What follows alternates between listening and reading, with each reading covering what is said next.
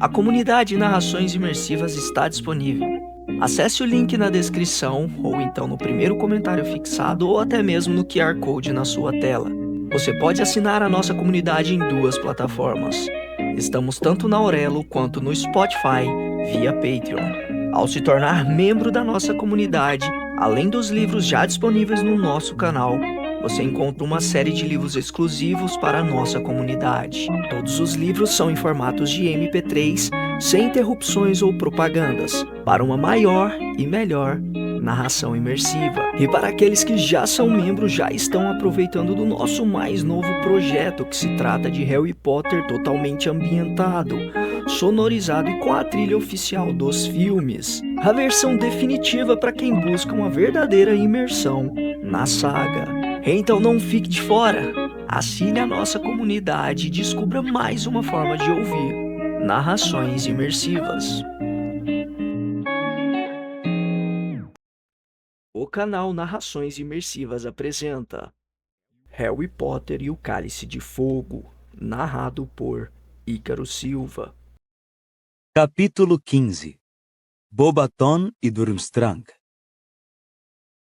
Logo cedo na manhã seguinte, Harry acordou com um plano inteiramente formado na cabeça, como se o seu cérebro adormecido tivesse trabalhado naquilo a noite toda. Ele se levantou e se vestiu à luz fraca do amanhecer, saiu do dormitório sem acordar Rony e desceu para o salão comunal, àquela hora deserto. Ali, apanhou um pedaço de pergaminho na mesa, em cima da qual ainda se achava o dever de adivinhação, e escreveu a seguinte carta. Caro Sirius, acho que imaginei a dor na minha cicatriz. Eu estava quase dormindo quando lhe escrevi a última carta. Você não precisa voltar, vai tudo bem aqui. Não se preocupe comigo, sinto a cabeça completamente normal. Harry. Depois, Harry passou pelo buraco do retrato, subiu as escadas do castelo silencioso, só foi detido brevemente por Pirraça, que tentou virar um enorme vaso em cima dele no meio do corredor do quarto andar. E finalmente chegou ao Corujal, que ficava no alto da torre oeste. O Corujal era uma sala circular revestida de pedra, um tanto fria e varrida por correntes de vento, porque nenhuma das janelas tinha vidro. O chão era coberto de palha, titica de coruja e esqueletos de ratos e arganazes que as corujas regurgitavam.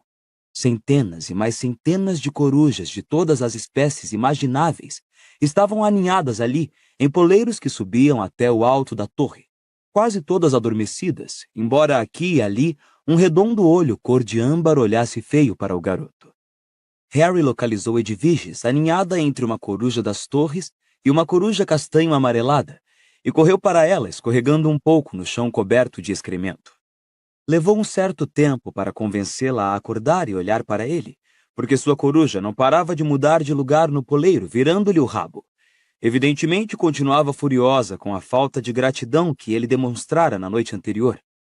Por fim, foi a insinuação de Harry que ela poderia estar demasiado cansada e que talvez ele pedisse pichitinho emprestado a Rony, que a fez esticar a perna e permitir ao dono amarrar nela a carta. Acha ele está bem? Pediu Harry, alisando o dorso de Edviges enquanto a levava no braço até uma das aberturas na parede. Antes que os dementadores façam isso. Ela lhe deu uma mordidinha no dedo, talvez com mais força do que normalmente teria feito, mas mesmo assim piou baixinho de uma maneira que o deixou tranquilo. Em seguida abriu as asas e levantou voo para o céu do amanhecer. Harry observou-a desaparecer de vista com a conhecida sensação de mal-estar no estômago. Antes tivera tanta certeza de que a resposta de Sirius aliviaria suas preocupações em vez de aumentá-las. Isso foi uma mentira, Harry! Falou Hermione com severidade ao café da manhã, quando o garoto contou a ela e Rony o que fizera.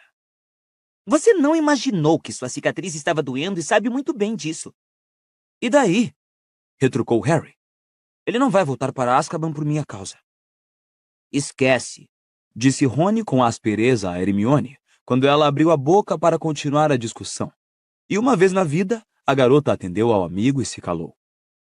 Harry fez o que pôde para não se preocupar com Sirius nas semanas seguintes. É verdade que não conseguia deixar de olhar para os lados ansiosamente toda manhã, quando as corujas chegavam trazendo correio, e tarde da noite, antes de dormir, Tinha horríveis visões em que Sirius era encurralado pelos dementadores em alguma rua escura de Londres. Mas entre um momento e outro ele tentava não pensar no padrinho. Desejou que ainda tivesse o quadribol para distraí-lo. Nada dava tão certo para uma cabeça preocupada quanto um treino exaustivo. Por outro lado, as aulas estavam se tornando cada vez mais difíceis e exigindo que se esforçasse mais do que nunca, principalmente a de defesa contra as artes das trevas. Para surpresa dos alunos, o professor Moody anunciara que ia lançar a maldição Impérios sobre cada um deles, a fim de demonstrar o seu poder e verificar se conseguiam resistir aos seus efeitos. Mas, se o senhor disse que é ilegal, professor, Perguntou Hermione, incerta, quando Moody afastou as carteiras com um movimento amplo da varinha, deixando uma clareira no meio da sala. o senhor disse que usá-la contra outro ser humano era... Dumbledore quer que vocês aprendam qual é o efeito que ela produz em uma pessoa. Disse Moody, o olho mágico girando para a garota e se fixando nela sem piscar, com uma expressão misteriosa. Se a senhorita preferir aprender pelo método difícil, quando alguém a lançar contra a senhorita para controlá-la, para mim está bem. A senhorita está dispensada da aula. Pode se retirar. Ele apontou um dedo nodoso para a porta. Hermione ficou muito vermelha e murmurou alguma coisa no sentido de que a pergunta não significava que ela quisesse sair. Harry e Rony sorriram um para o outro. Eles sabiam que Hermione preferia beber pus de bubotúberas do que perder uma lição daquela importância. O professor começou a chamar os alunos à frente e a lançar a maldição sobre eles, um de cada vez. Harry observou os colegas fazerem as coisas mais extraordinárias sob a influência da Impérios. Dino Thomas deu 3 voltas pela sala aos saltos, cantando o hino nacional. Lila Brown imitou um esquilo. Neville executou uma série de acrobacias surpreendentes que ele certamente não teria conseguido em condições normais. Nenhum deles parecia ser capaz de resistir à maldição, e cada um só voltava ao normal quando Moody a desfazia. Potter, Rosnou Moody. você é o próximo. O garoto se adiantou até o meio da sala, no espaço em que Moody deixara livre. O professor ergueu a varinha, apontou-a para Harry e disse: Império. Foi uma sensação maravilhosa. Harry sentiu que flutuava e todos os pensamentos e preocupações em sua mente desapareceram suavemente, deixando apenas uma felicidade vaga e inexplicável. Ele ficou ali extremamente relaxado, vagamente consciente de que todos o observavam. Então, ouviu a voz de olho tonto Moody ecoar em uma célula distante do seu cérebro vazio. Salte para cima da carteira. Salte para cima da carteira. Harry dobrou os joelhos obedientemente, preparando-se para saltar. Salte para cima da carteira. Mas por quê?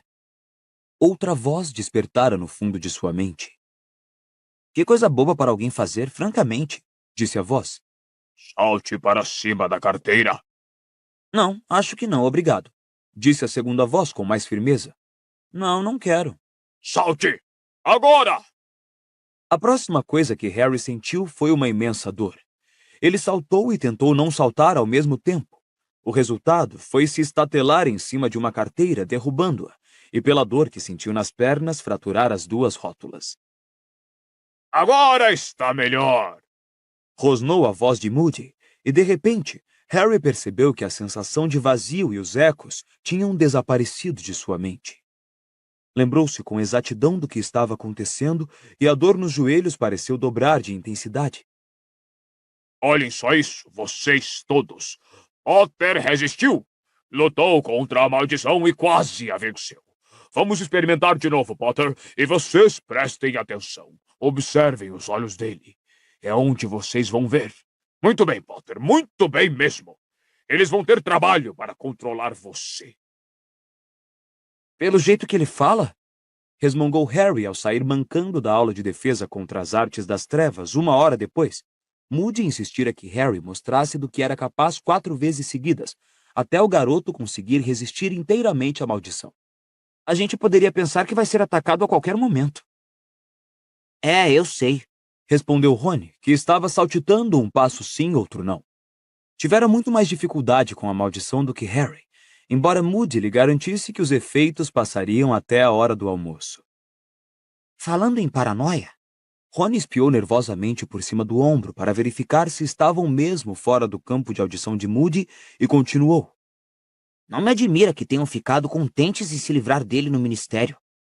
Você ouviu quando ele contou aos Simas o que fez com a bruxa que gritou "Bu" atrás dele no dia 1º de abril?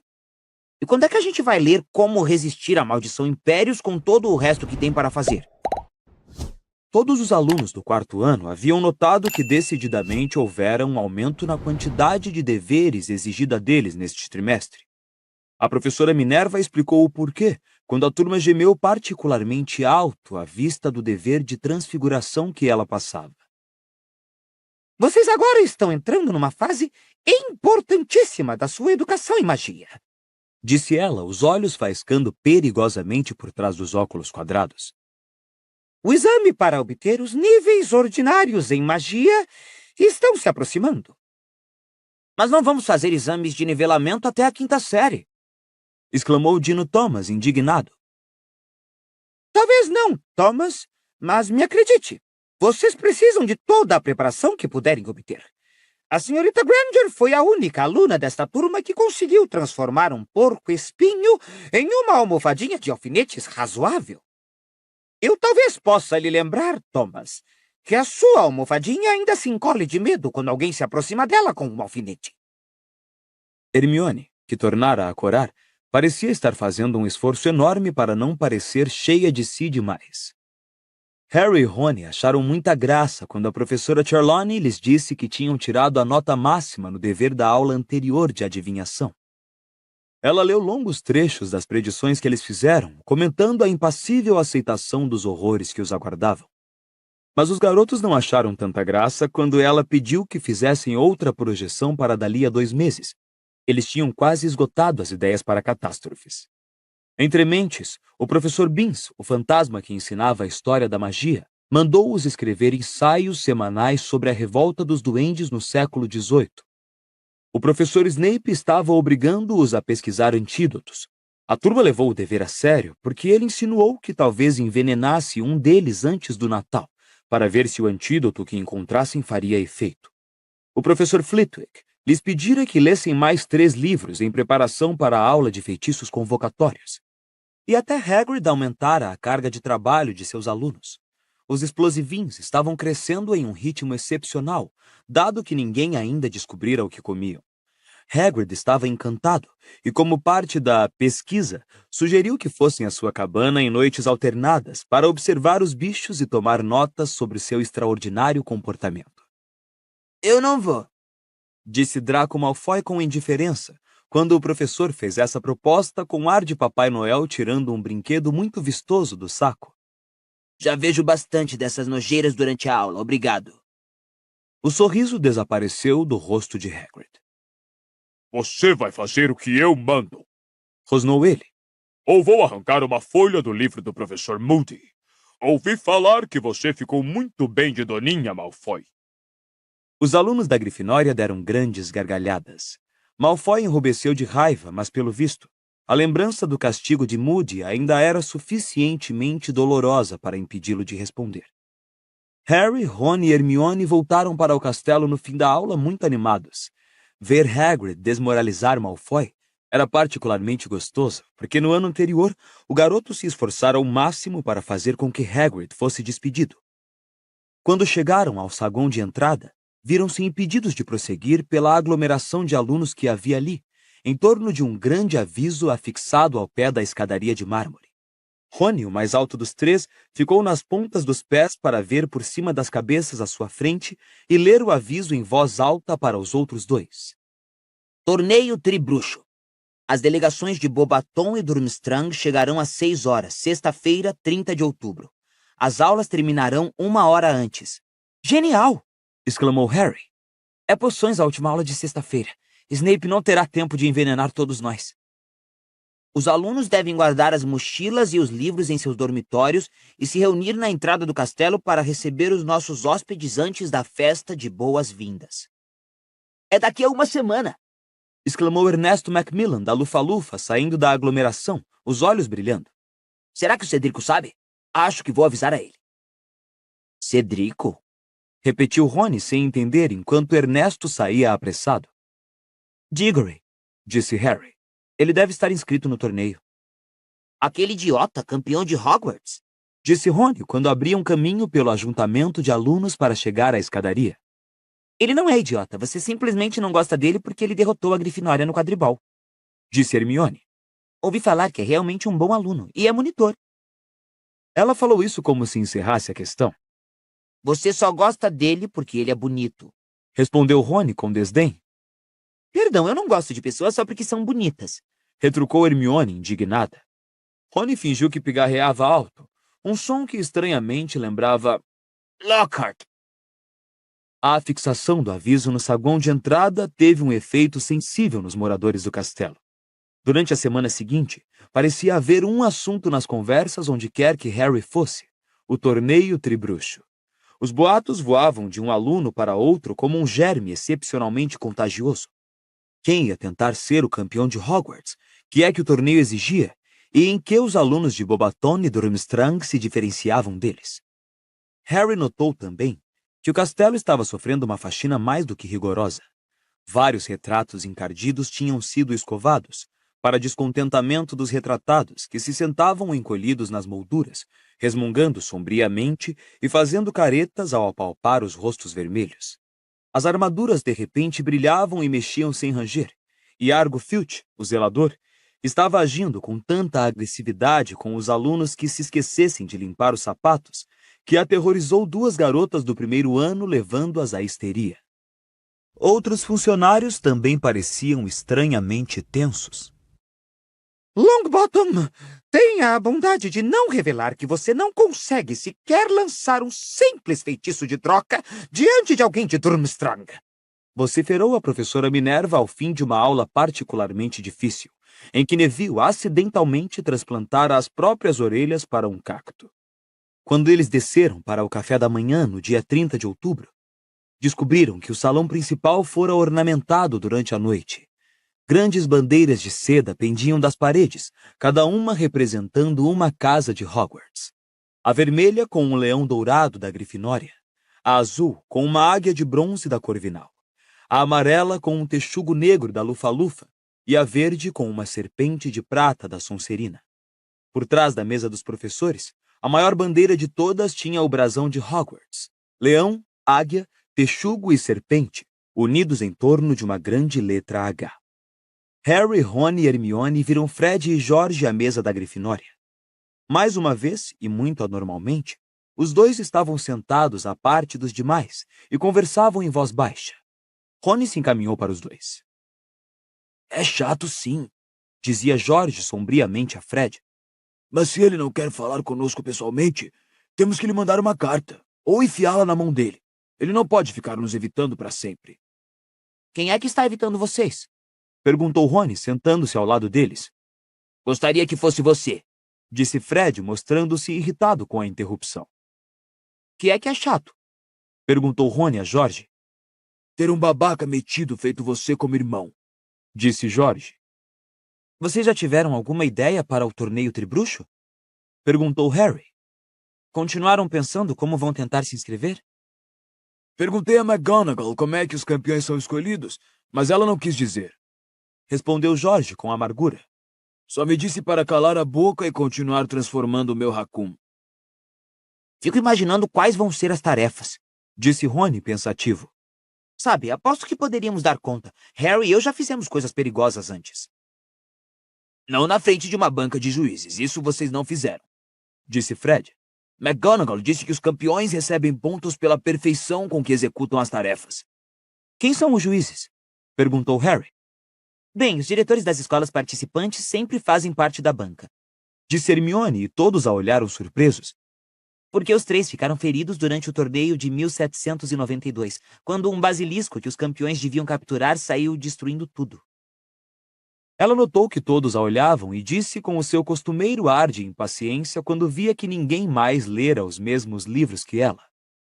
Está tudo em Hogwarts, uma história. Embora, é claro, esse livro não seja 100% confiável. Uma história revista de Hogwarts seria um título mais preciso, ou então uma história seletiva e muito parcial de Hogwarts que aborda brevemente os aspectos mais desfavoráveis da escola. Do que é que você está falando? Perguntou Rony, embora Harry soubesse o que vinha pela frente. Elfos domésticos. Disse Hermione em voz alta, comprovando que Harry acertara. Nenhuma vez em mais de 1000 páginas, Hogwarts, uma história, menciona que somos todos coniventes com a opressão de centenas de escravos. Harry sacudiu a cabeça e se concentrou nos ovos mexidos. A falta de entusiasmo dele e de Rony não conseguiu refrear a decisão de Hermione de obter justiça para os elfos domésticos. Era verdade que os dois tinham pagado os 2 ciclos pelo distintivo do FALE, mas só o tinham feito para fazê-la calar-se. Os ciclos, no entanto, tinham sido gastos em vão. Se produziram algum efeito, foi o de tornar Hermione ainda mais vociferante. A garota andava atormentando os dois desde então, primeiro para usarem o distintivo, depois para persuadirem outros a fazer o mesmo. E ela também passara a caminhar pela sala comunal da Grifinória todas as noites, encostando os colegas na parede e sacudindo a latinha de coleta debaixo do nariz deles. Vocês têm consciência de que os seus lençóis são trocados, as lareiras acesas, as salas de aula limpas e a comida preparada por um grupo de criaturas mágicas que não recebem salário e são escravizadas? Ela não parava de lembrar a todos com veemência. Alguns colegas, como Neville, tinham pagado só para Hermione parar de fazer cara feia para eles. Alguns pareceram ligeiramente interessados no que a garota tinha a dizer, mas relutavam a assumir um papel mais ativo no movimento. Muitos encaravam a coisa toda como piada. Rony agora contemplou o teto, que banhava a todos com um sol de outono, e Fred fingiu-se extremamente interessado no bacon que havia em seu prato. Os gêmeos tinham se recusado a comprar um distintivo do FALE. Jorge, no entanto, chegou mais para perto de Hermione. Escuta aqui, Hermione. Você já foi à cozinha? Não, claro que não. Respondeu a garota secamente. Nem posso imaginar que os alunos devam. Bom, nós já fomos, disse Jorge, indicando Fred. Várias vezes para afanar comida. E encontramos os elfos. E eles estão felizes. Acham que têm o melhor emprego do mundo. É porque eles não têm instrução e sofrem lavagem cerebral. Começou Hermione acaloradamente, mas suas palavras seguintes foram abafadas pelo ruído de asas que vinha do alto, anunciando a chegada das corujas com o correio. Harry ergueu os olhos e na mesma hora avistou Edviges que voava em sua direção. Hermione parou de falar abruptamente. Ela e Rony observaram a coruja ansiosos, enquanto a ave batia as asas rapidamente para descer e pousar no ombro de Harry. Depois fechou-as e estendeu a perna, cansada. Harry desamarrou a resposta de Sirius e ofereceu a Edviges suas aparas de bacon, que ela comeu grata.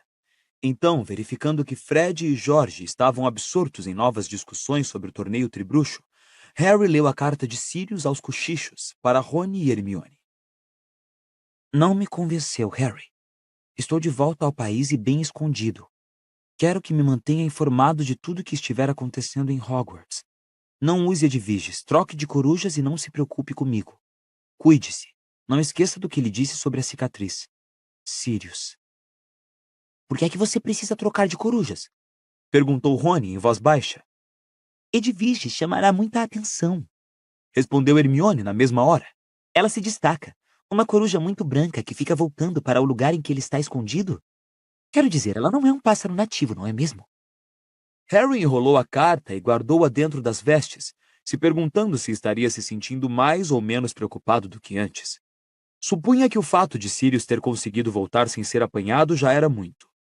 Tampouco podia negar que a ideia de que seu padrinho estava mais próximo era reconfortante.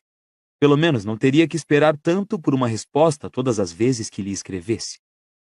Obrigado, Edviges, disse acariciando-a. Ela piou sonolenta, meteu o bico rapidamente no cálice de suco de laranja do garoto, depois tornou a levantar voo, visivelmente desesperada para tirar um longo sono no corujal. Havia uma sensação de agradável expectativa no ar aquele dia. Ninguém prestou muita atenção às aulas, pois estavam bem mais interessados na chegada das comitivas de Bobaton e Durmstrang à noite. Até poções foi mais tolerável do que de costume, porque durou meia hora a menos. Quando a sineta tocou mais cedo, Harry, Ron e Hermione subiram depressa para a torre da Grifinória. Largaram as mochilas e os livros, conforme as instruções que tinham recebido, vestiram as capas e desceram correndo para o saguão de entrada. Os diretores das casas estavam organizando os alunos em filas. Weasley, endireite o chapéu, Disse a professora Minerva secamente a Rony. Senhorita Patil, tire essa coisa ridícula dos cabelos. Parvati fez cara feia e retirou o enorme enfeite de borboleta da ponta da trança. Sigam-me, por favor. Mandou a professora. Alunos da primeira série à frente, sem empurrar. Eles desceram os degraus da entrada e se enfileiraram diante do castelo. Fazia um fim de tarde frio e límpido. O crepúsculo vinha chegando devagarinho e uma lua pálida e transparente já brilhava sobre a floresta proibida. Harry, postado entre Rony e Hermione na quarta fileira da frente para trás, viu Dennis Creevy decididamente trêmulo de expectativa entre os colegas da primeira série. Quase 6 horas. Comentou Rony, verificando o relógio e depois espiando o caminho que levava aos portões da escola. Como é que vocês acham que eles vêm? De trem? Duvido, respondeu Hermione. Como então? Vassouras? Arriscou Harry, erguendo os olhos para o céu estrelado. Acho que não vindo de tão longe. De chave de portal? Aventurou Rony. Ou quem sabe aparatando? Talvez tenham permissão de fazer isso antes dos 17 anos no lugar de onde vem. Não se pode aparatar nos terrenos de Hogwarts. Quantas vezes tenho que repetir isso a vocês? Falou Hermione com impaciência. Os garotos examinavam excitados e atentos os jardins cada vez mais escuros, mas nada se movia. Tudo estava quieto, silencioso como sempre. Harry começava a sentir frio. Desejou que os visitantes chegassem logo. Talvez os estudantes estrangeiros estivessem preparando uma entrada teatral. Lembrou-se do que o Sr. Weasley dissera no acampamento antes da Copa Mundial de Quadribol. Sempre os mesmos. Não resistimos à tentação de fazer farol quando nos reunimos. Então Dumbledore falou em voz alta da última fileira, onde aguardava com os outros professores. Ahá! A não ser que eu muito me engane, a delegação de Bobaton está chegando. Onde? Perguntaram muitos alunos ansiosos, olhando em diferentes direções. Ali! Gritou um aluno da sexta série, apontando para o céu sobre a floresta.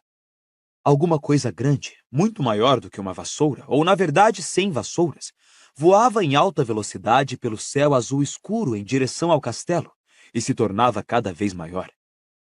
É um dragão! Gritou esganiçada uma aluna da primeira série, perdendo completamente a cabeça. Deixa de ser burra! É uma casa voadora! Disse Dennis Creevy. O palpite de Dennis estava mais próximo. Quando a sombra gigantesca e escura sobrevoou as copas das árvores da floresta proibida e as luzes que brilhavam na janela do castelo a iluminaram, eles viram uma enorme carruagem azul clara do tamanho de um casarão que voava para eles puxada por 12 cavalos alados, todos baios, cada um parecendo um elefante de tão grande. As 3 primeiras fileiras de alunos recuaram quando a carruagem foi baixando para pousar a uma velocidade fantástica. Então, com um baque estrondoso que fez Neville saltar para trás e pisar no pé de um aluno da 5ª série da Sonserina, os cascos dos cavalos, maiores que pratos, bateram no chão. Um segundo mais tarde, a carruagem também pousou, balançando sobre as imensas rodas, enquanto os cavalos dourados agitavam as cabeçorras e reviravam os grandes olhos cor-de-fogo. Harry só teve tempo de ver que a porta da carruagem tinha um brasão, 2 varinhas cruzadas e de cada uma saíam 3 estrelas, antes que ela se abrisse. Um garoto de vestes azul claras saltou da carruagem, curvado para a frente. Mexeu por um momento em alguma coisa que havia no chão da carruagem e abriu uma escadinha de ouro. Em seguida, recuou respeitosamente. Então, Harry viu um sapato preto e lustroso sair de dentro da carruagem. Um sapato do tamanho de um trenó de criança, acompanhado quase imediatamente pela maior mulher que ele já vira na vida. O tamanho da carruagem e dos cavalos ficou imediatamente explicado. Algumas pessoas exclamaram. Harry só vira até então uma pessoa tão grande quanto essa mulher, Hagrid. Ele duvidou de que houvesse 2 centímetros de diferença na altura dos dois. Mas por alguma razão, talvez simplesmente porque estava habituado a Hagrid, Esta mulher, agora ao pé da escada, que olhava para as pessoas que a esperavam de olhos arregalados, parecia ainda mais anormalmente grande. Ao entrar no círculo de luz projetado pelo saguão de entrada, ela revelou um rosto bonito de pele morena, grandes olhos negros que pareciam líquidos e um nariz um tanto bicudo. Seus cabelos estavam puxados para trás e presos em um coque na nuca. Vestia-se da cabeça aos pés de cetim negro e brilhavam numerosas opalas em seu pescoço e nos dedos grossos. Dumbledore começou a aplaudir. Os estudantes, acompanhando a deixa, prorromperam em palmas, muitos deles nas pontas dos pés, para poder ver melhor a mulher. O rosto dela se descontraiu em um gracioso sorriso e ela se dirigiu a Dumbledore, estendendo a mão faiscante de anéis. O diretor, embora alto, mal precisou se curvar para beijar-lhe a mão. Minha cara Madame Maxime, disse. Bem-vinda a Hogwarts. Dumbledore, disse Madame Maxime com uma voz grave. Espero encontrá-lo de boa saúde. Excelente, obrigado, respondeu Dumbledore. Mes alunos, disse Madame Maxime, acenando descuidadamente uma de suas enormes mãos para trás. Harry, cuja atenção estivera focalizada inteiramente em Madame Maxime, reparou então que uns 12 garotos e garotas, todos pelo físico no fim da adolescência, haviam descido da carruagem e agora estavam parados atrás de Madame Maxime. Eles tremiam de frio, o que não surpreendia, pois suas vestes eram feitas de finíssima seda e nenhum deles usava capa. Alguns tinham enrolado echarpes e chales na cabeça. Pelo que Harry pôde ver de seus rostos, estavam à enorme sombra de sua diretora. Eles olhavam para o castelo com uma expressão apreensiva. Karkaroff já chegou? Perguntou Madame Maxime. Deve estar aqui a qualquer momento, disse Dumbledore. Gostaria de esperar aqui para recebê-lo ou prefere entrar para se aquecer um pouco? Me aquecer, acho, mas os cavalos... O nosso professor de trato das criaturas mágicas ficará encantado de cuidar deles, disse Dumbledore, assim que terminar de resolver um probleminha que ocorreu com alguns de seus outros protegidos. Explosivins, murmurou Rony para Harry, rindo-se. Mes corcéis exigem um tratador forte, disse Madame Maxime, com uma expressão de dúvida quanto à capacidade de um professor de trato das criaturas mágicas em Hogwarts para dar conta da tarefa. Eles são muito fortes. Posso lhe assegurar que Hagrid poderá cuidar da tarefa, disse o diretor, sorrindo. Ótimo, disse Madame Maxime, fazendo uma ligeira reverência. Por favor, informe a esse Hagrid que os cavalos só bebem whisky de Anne Malte. Farei isso, disse Dumbledore, retribuindo a reverência. Venham, disse Madame Maxime imperiosamente aos seus alunos, e o pessoal de Hogwarts se afastou para deixá-lo subir os degraus de pedra. De que tamanho você acha que os cavalos de Durmstrang vão ser? Perguntou Seamus Finnegan, esticando-se por trás de Lila e Parvati para falar com Harry e Rony. Bom, se eles forem maiores do que esses, nem Hagrid vai ser capaz de cuidar deles, comentou Harry. Isto é, se ele já não foi atacado pelos explosivins. Qual será o problema com eles? Talvez tenham fugido, arriscou Rony, esperançoso. Ai, não diz uma coisa dessas, falou Hermione com um arrepio. Imaginem aqueles bichos soltos pela propriedade. Eles continuaram parados, agora tremendo um pouco de frio, à espera da delegação de Durmstrang. A maioria das pessoas contemplava o céu esperançosa. Durante alguns minutos, o silêncio só foi interrompido pelos cavalões de Madame Maxime, que resfolegavam e pateavam. Mas então... Vocês estão ouvindo alguma coisa? Perguntou Rony de repente. Harry prestou atenção. Um barulho alto e estranho chegava até eles através da escuridão. Um ronco abafado mesclado a um ruído de sucção, como se um imenso aspirador de pó estivesse se deslocando pelo leito de um rio. O lago! Berrou Lino Jordan apontando. Olhem para o lago! De sua posição no alto dos gramados, de onde descortinavam a propriedade, eles tinham uma visão desimpedida da superfície escura e lisa da água, exceto que ela repentinamente deixara de ser lisa. Ocorria alguma perturbação no fundo do lago, Grandes bolhas se formavam no centro e suas ondas agora quebravam nas margens de terra. E então, bem no meio do lago, apareceu um roda-moinho, como se alguém tivesse retirado uma tampa gigantesca do seu leito. Algo que parecia um pau comprido e preto começou a emergir lentamente do roda-moinho. E então Harry avistou o velame.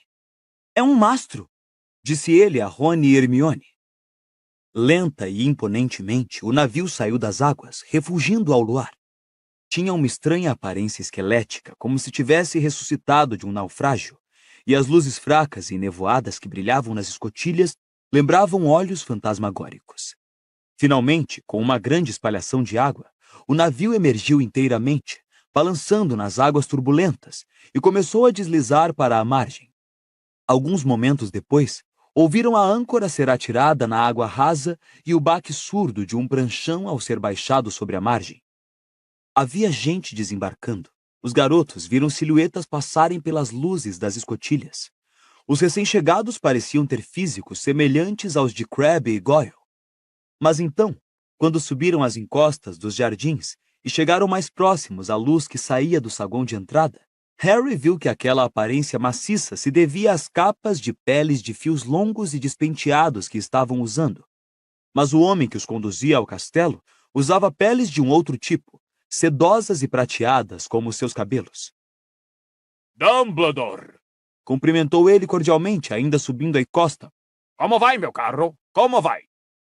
Otimamente, obrigado, professor Karkaroff. O homem tinha uma voz ao mesmo tempo engraçada e untuosa. Quando ele entrou no círculo de luz das portas do castelo, os garotos viram que era alto e magro como Dumbledore, mas seus cabelos brancos eram curtos e a barbicha, que terminava em um caixinho, não escondia inteiramente o seu queixo fraco. Quando alcançou Dumbledore, apertou-lhe a mão com as suas duas. Minha velha e querida Hogwarts! Exclamou, erguendo os olhos para o castelo e sorrindo. Seus dentes eram um tanto amarelados, e Harry reparou que seu sorriso não abrangia os olhos, que permaneciam frios e astutos. Como é bom estar aqui, como é bom! Victor, venha para o calor. Você não se importa, Dumbledore? Victor está com um ligeiro resfriado. Karkaroff fez sinal para um de seus estudantes avançar. Quando o rapaz passou, Harry viu de relance um nariz grande e curvo e sobrancelhas escuras e espessas. Não precisava do soco que Rony lhe deu no braço, nem do cochicho na orelha para reconhecer aquele perfil. Harry, é o Krum!